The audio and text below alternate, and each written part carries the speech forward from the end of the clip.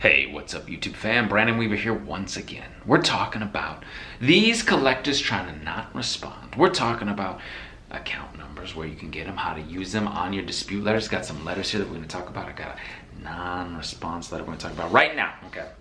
Got an individual who emailed, said, hey, look, I've sent out my collection validation letters to the collectors. I did confirm that both of the collectors, these collection companies, got my letters because I sent them with tracking. Sent them with certified mail, actually, with tracks. They got these letters. They did not respond, okay?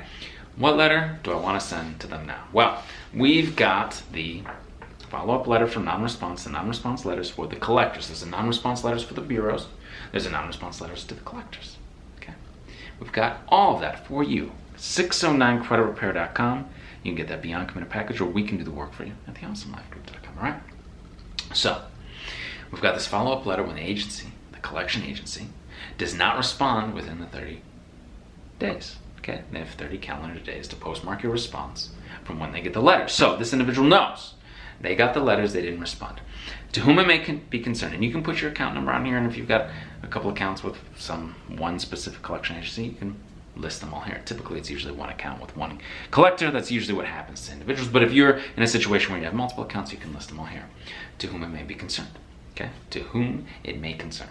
I have previously sent you a validation, demand for validation letter for this supposed collection that you say that I have with you for these account numbers. Okay? You put the account numbers here. Okay? Now, sometimes the account numbers on your credit reports will have the account number and the original account number and the collector's account number, okay? Collection account, they have some special in-house account number, okay? So you can put both numbers there. Under the Fair Debt Collection Practices Act, I have the right to demand validation of this collection, of this account that you say that I supposedly owe. I've given you 30 days to remedy the situation, which is a very reasonable amount of time, okay? And under the Fair Debt Collection Practices Act, that's what they've got. I have received no reply from you. Okay, and I am confirming, and if you have the tracking, you put it there, I'm confirming that you got the letters on such and such a date, tracking such and so forth and so on, okay?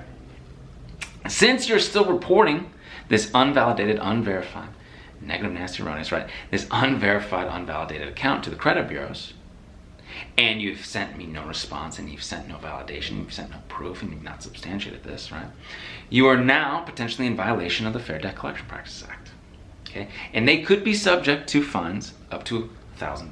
Of course, it's not legal advice, but it's potential $1,000 per violation.